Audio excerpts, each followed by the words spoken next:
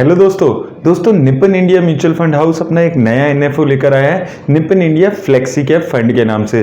तो दोस्तों flexi cap funds क्या होते हैं ये मैं पहले आपको बता देता हूं। तो दोस्तों फ्लेक्सी कैप फंड्स वो फंड्स होते हैं जिनके ऊपर पूरी फ्लेक्सिबिलिटी होती है कि ये किसी भी मार्केट कैप की कंपनी में, किसी भी सेक्टर की कंपनी में कितना भी पैसा लगा सकते हैं। और इस फ्लेक्सिबिलिटी की वजह से ये फंड एक सादा अच्छा रिटर्न देने की पूरी कोशिश करी जाती है। अब धीरे धीरे दोस्तों सारे म्यूचुअल फंड हाउस कोशिश कर रहे हैं कि एटलीस्ट उनके पोर्टफोलियो में एक वो फ्लेक्सी कैप फंड जरूर ऐड कर लें। और दोस्तों दूसरा मैं आपको ये भी बता देता हूं कि एनएफओ क्या होते हैं। तो दोस्तों जैसे कोई नई कंपनी जब आती है, अपने आप को लिस्ट कराती है मार्केट में, तो वो आईपीओ लेकर आती है। वैसे ही जब कोई नया म्यूचुअल फंड लॉन्च होता है तो वो अपना एनएफओ लेकर आता है। लेकिन आपको हमेशा एक बात याद रखनी है कि एनएफओ में आपको लिस्टिंग गेन्स होने के कोई चांसेस नहीं होते। ऐसा नहीं होता कि एनएवी कम है तो आपको बहुत ज्यादा प्रॉफिट हो जाएगा। तो ये चीज आप हमेशा याद रखें अगर आप किसी भी एनएफओ में इन्वेस्ट कर रहे हैं। तो अब आइए दोस्तों इस पूरे फंड की हम इस एनएफओ की डिटेल देख लेते हैं। तो दोस्तों सबसे पहले अगर हम इस एनएफओ की डेट्स पे बात करते हैं तो 26 जुलाई से ये एनएफओ ओपन हो चुका है और 9 अगस्त तक ये एनएफओ ओपन रहने वाला है।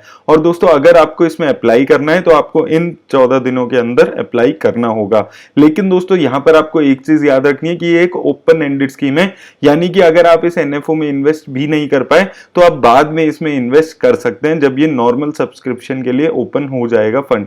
और दोस्तों अगर हम बात करें कि किस टाइप के इन्वेस्टर के लिए ये फंड सुटेबल है, तो उन इन्वेस्टर्स के लिए जो लॉन्ग टर्म कैपिटल ग्रोथ यहां पर देख रहे हैं और जो वेरी हाई रिस्क एपेटाइट रखते हैं, उन इन्वेस्टर्स के लिए ये फंड सुटेबल है।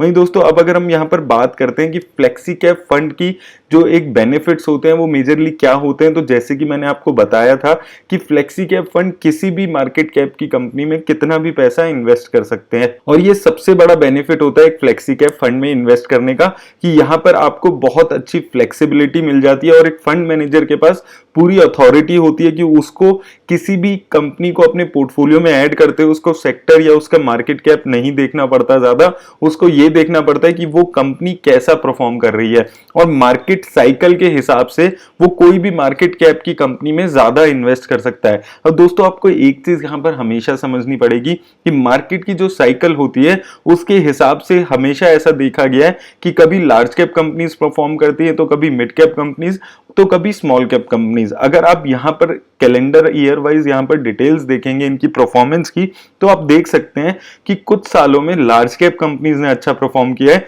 जैसे कि आप 2019 में देखेंगे तो 2019 में लार्ज कैप कंपनीज ने 12% रिटर्न दी थी, वहीं मिड कैप और स्मॉल कैप कंपनीज ने माइनस में रिटर्न दी थी। उसी तरह 2018 में भी ऐसा ही हुआ था कि लार्ज कैप कंपनीज ने 2% के आसपास रिटर्न दी थी, वहीं मिड कैप और स्मॉल कैप कंपनीज ने माइनस में रिटर्न दी थी। वहीं 2017 में मिड कैप और स्मॉल कैप कंपनीज ने लार्ज कैप कंपनीज को आउट परफॉर्म किया था। तो दोस्तों यही एक फायदा है फ्लेक्सी कैप फंड में अगर हम इन्वेस्ट करते हैं कि जो मार्केट में चल रही है अभी सिचुएशन कि लार्ज कैप, मिड कैप और स्मॉल कैप में से किस कैटेगरी की कंपनी में ज्यादा बेनिफिट दिखेगा, उस हिसाब से एक फंड मैनेजर यहां पर इन्वेस्ट कर सकता है। तो फ्लेक्सिबिलिटी जो मिल जाती है वो बहुत ही एक अच्छी चीज हो जाती है इन्वेस्टर्स के लिए भी और फंड मैनेजर के लिए भी यहां पर। अब दोस्तों अगर हम इस पर्टिकुलर फंड की इन्वेस्टमेंट स्ट्रेटेजी पे यहां पर बात करते हैं, तो ये फंड जो इन्वेस्टमेंट स्ट्रेटेजी अपनाने वाला है वो लार्ज कैप और मिड एंड स्मॉल कैप के लिए दो अलग अलग स्ट्रेटेजीज यहां पर रखने वाला है।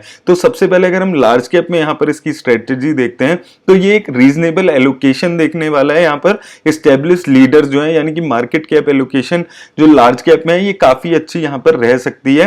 वहीं दोस्तों जो मिड एंड स्मॉल कैप में इसकी स्ट्रेटेजी रहने वाली है वो बॉटम अप स्टॉक सिलेक्शन की इसकी स्ट्रेटेजी रहने वाली है ताकि ये एक्स्ट्रा अल्फा जनरेट कर सके मिड एंड स्मॉल कैप में इन्वेस्ट करके। और यहां पर जो high potential, high growth potential की जितनी भी कंपनीज रहने वाली है उनमें ये फोकस करके ज्यादा इन्वेस्ट करने वाला है और overall well diversified portfolio stocks और सेक्टर वाइज ये यहां पर बनाने की पूरी कोशिश करने वाला है। अब देखने वाली बात यही रहने वाली है कि जो इसकी स्ट्रेटेजी है उसको ये कितना अच्छे से यहां पर एग्जीक्यूट कर पाएंगे। और दोस्तों अगर हम इसके इन्वेस्टमेंट फ्रेमवर्क की यहां पर बात करते हैं तो दोस्तों मार्केट कैप की अगर बात करते हैं तो ये मैक्सिमम जो डेविएशन लार्ज कैप में रखने वाला है बेंचमार्क से वो 50% तक का ही रखने वाला है। वहीं जो इसका एक्टिव शेयर है वो 50 to 70% रहने वाला है। इसका मतलब ये हो जाता है कि जो इसके बेंचमार्क इंडेक्स में जितनी भी कंपनीज आ रही है मैक्सिमम 50 to 70% कंपनीज उस बेंचमार्क इंडेक्स की ही यहां पर रहने वाली है। वहीं अगर हम स्टॉक डेविएशन डेविएशन की बात करते हैं तो मैक्सिमम 40% टॉप 5 स्टॉक्स में यहाँ पर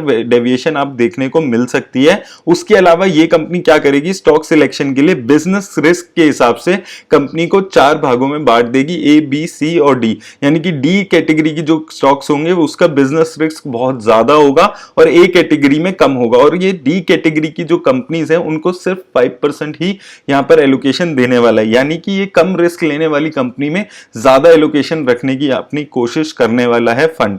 अब दोस्तों अगर हम इसकी कुछ और डिटेल्स पे यहाँ पर बात करते हैं, जो इसके फंड मैनेजर यहाँ पर रहने वाले हैं वो मिस्टर मनीष गुनवामी और ध्रुमिल शाह जी यहाँ पर रहने वाले हैं। अब मैं आपको एक चीज और बता देता हूँ कि अभी करंटली ये एक मिड कैप फंड भी मैनेज कर रहे हैं, Nippon India growth opportunities fund, और वो फंड अभी ठीक ठाक ही परफॉर्म कर रहा है। काफी पुराने फंड मैनेजर है मनीष गुनवानी, अगर हम बात करते हैं इनके एक्सपीरियंस की।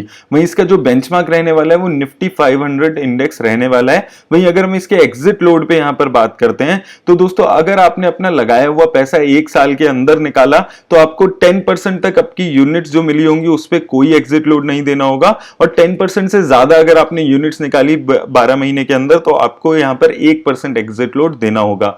वहीं 1 साल के बाद अगर आप कुछ भी निकालते हैं तो आपको कोई एग्जिट लोड यहाँ पर नहीं देना होगा।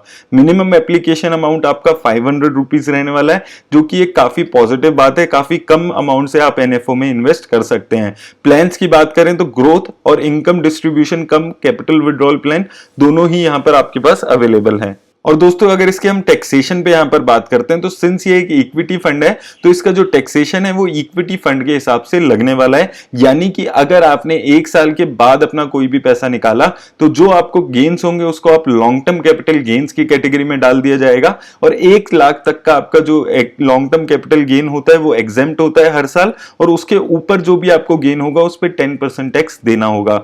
वहीं अगर आपने 1 साल से पहले अपनी कोई भी सिक्योरिटी बेची तो वो शॉर्ट टर्म कैपिटल गेन आपका माना जाएगा और 15% टैक्स उस पे आपको देना पड़ेगा। अगर आपको इक्विटी म्यूचुअल फंड्स और शेयर्स में डिटेल में देखना है टैक्सेशन तो मैंने उस पे एक सेपरेट वीडियो बनाई हुई है, आप वो जाकर यहां पर देख सकते हैं। वहीं दोस्तों अगर हम बात करें अब इसकी और कुछ डिटेल्स पे तो 65% से 100% पैसा ये इक्विटी में लगाने वाला है और 0% से 35% तक पैसा ये अपना डेट या मनी मार्केट इंस्ट्रूमेंट में भी लगा सकता है। वहीं दोस्तों अगर हम और इसकी कुछ डिटेल्स पे बात कर लें तो systematic withdrawal plan, systematic transfer plan, ये सारे प्लान्स यहां पर आपको अवेलेबल रहने वाले हैं, और डायरेक्ट या रेगुलर दोनों प्लान्स में से आप किसी भी प्लान में यहां पर इन्वेस्ट कर सकते हैं। अब दोस्तों यहां पर ये चीज भी जरूरी हो जाती है कि अभी प्रेजेंटली कितने सारे फ्लेक्सी कैप फंड हैं जो अच्छा परफॉर्म कर रहे हैं। तो दोस्तों मैं अगर आपको अभी ये बताऊं कि कौन से फंड्स हैं जो सबसे अच्छा परफॉर्म कर रहे हैं इस कैटेगरी में, तो दोस्तों अभी सबसे अच्छा परफॉर्म कर रहा है PGM India flexi cap fund जो 5 सालों में काफी अच्छी रिटर्न दे। उसके अलावा Parag Parikh flexi cap, DSP flexi cap, Canara Robeco flexi cap, ये सारे फंड्स हैं जो अच्छा परफॉर्म कर रहे हैं।